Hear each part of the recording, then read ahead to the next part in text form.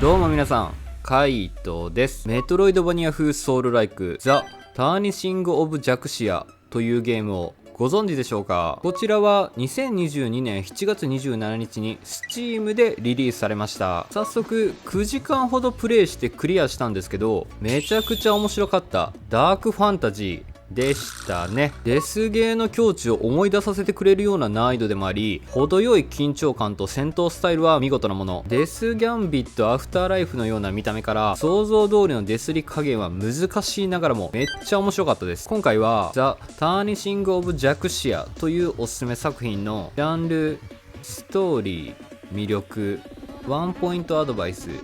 簡単に紹介します。では早速やっていきましょう。まずジャンルになるんですが、メトロイドバニア風のソウルライクアクション RPG になります。風っていうのはスキルが存在しないながらもマップによる探索要素が結構ある感じですね。 2D 横スクロールでのアクションであり、敵を駆逐しながらフロアボスを叩き上げるイメージを持つのが良いかなと。パッドのコマンド操作としては、メイン攻撃が X、ジャンプが A、回避が B、武器の切り替えが Y になり、雲の糸回復が LB で、レリックが LT、神父の切り替えが RB で、神父が RT が主なキャラコンですね。メトロイドバニア風なので探索要素もしっかりあって、1フロアごとを隅々まで駆け巡れるのも特徴です。アクション RPG なんで、泉による能力アップ、そして見た目が変わる装備品、神父、レリック、贈り物でステータスにバフをかけれます。能力アップについては前回紹介したハンター X と同じ仕様なんで、敵を倒した時に得得できる赤い魂を使用してレベルを上げます。項目としては強さと機敏さ、活力、耐性、知恵、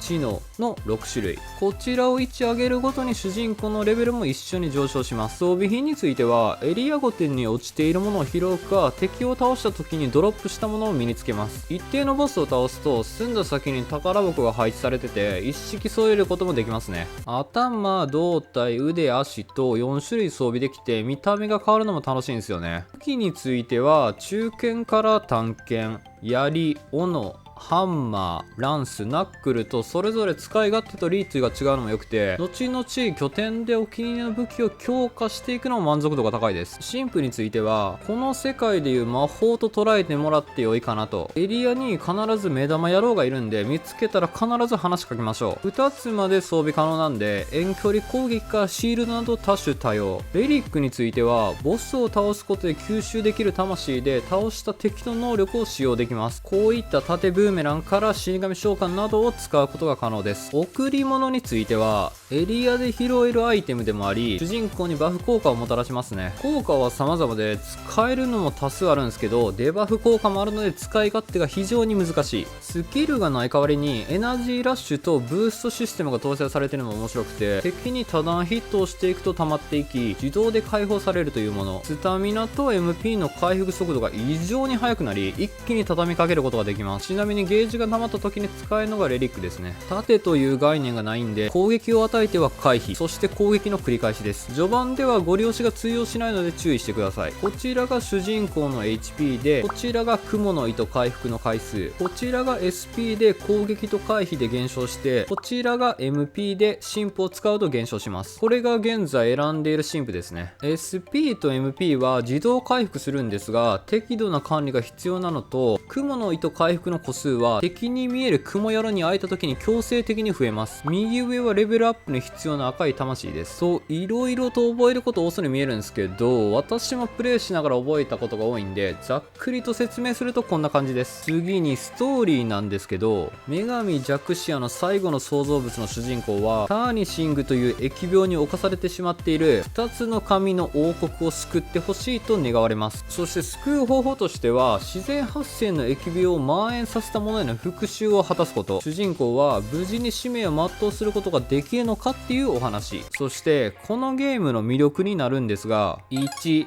デスゲーを味わえる高難易度。プレイする前から薄々と感じてたんですけど、予想以上に高難易度で最高でしたね。2D のピクセルということで警戒していた方は裏切らない難しさなので安心してください。防御というのがなくて回避という動作一択の避けスタイルでゴリゴリで攻撃してたらあっという間に外れます。ぬるま湯に使ってゲームしてる場合じゃないっすね。基本はロングソードが非常に使いやすかったのでこればっかり振ってたんですけど、相手が昼までゴリ押しでいけると思ったら被弾しまくるので考えないとあかんでした。特に序盤は主人公が非常に弱いんで、ある程度無双できるまでは結構耐えるのも必要。2発攻撃したら避ける、たまには1発、神父やレリックを対応しながらの突破、そして外る、また外る、さらに外る、そして大歓声というのがザ・ターニシング・オブ・ジャクシア。敵との戦闘は常に気を抜けない緊張感も味わえます。ステージにもトラップ要素が非常に多いのも若干謎解き感あって、珍しく落下による即デスがなかったのはちょっと優しかったですね。たまにゲットできる能力値ゼロの装備がありますが、一式揃えると数値が解放されるので集めてみてください。2、異形のボスモンスターに痺れる、憧れる。ジョジョとは全く関係ないです。公式が歌っている通りに全14種類のありえない強さのボスと対決できます。このフォルムがめちゃくちゃ異形好きにはたまらない。なんでダークファンタジーに出てくるボスって最高にかっこいいんでしょうかね。イカれたリヴァイアさんもどきから初見では対応できなかった亡霊集団、この手のゲームでありがちな虫の王からの心臓を貫かれている異形種など、戦う前からそこに痺れて憧れます。いやなんかテンション上がりません？ファーストコンタクトでありえない攻撃パターンでボコボコにやられて、思った以上に相手の体力が削れてなかった時の絶望感がかじれるんですよ。これを打ち破った時の興奮はやばかったです。個人的には中ボスラッシュみたいなのが終盤にあるんですけど、正直ここが一番辛かった。3、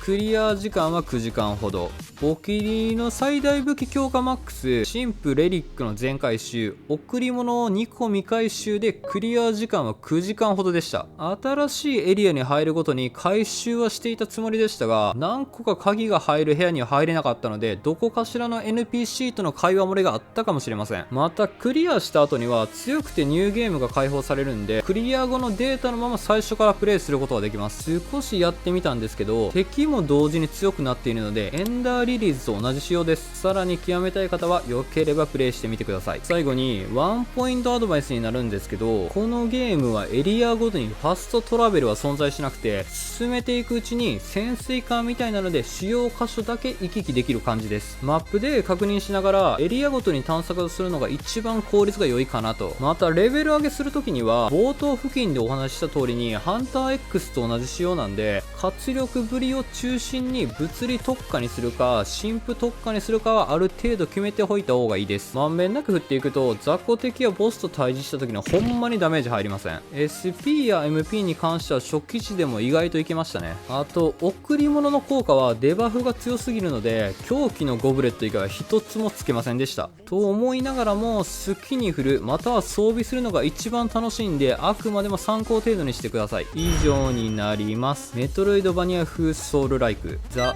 ターニシング・オブ・ジャクシア。理不尽と思える戦闘スタイルからの探索をしっかりしての突破、エナジーラッシュに突入した瞬間のタク殴りでの爽快感、良ければ皆さんも高難易度ではありますがプレイしてみませんか？きっとレリックである兄弟の甲羅と神父の先導の光が使い勝手が良すぎるので手放せなくなってしまいますよ。このチャンネルではインディーズ作品を中心におすすめのゲームを一通りクリアして紹介しております。少しでも参考になった方がいればチャンネル登録や高評価をしていただけると幸いです。ではでは、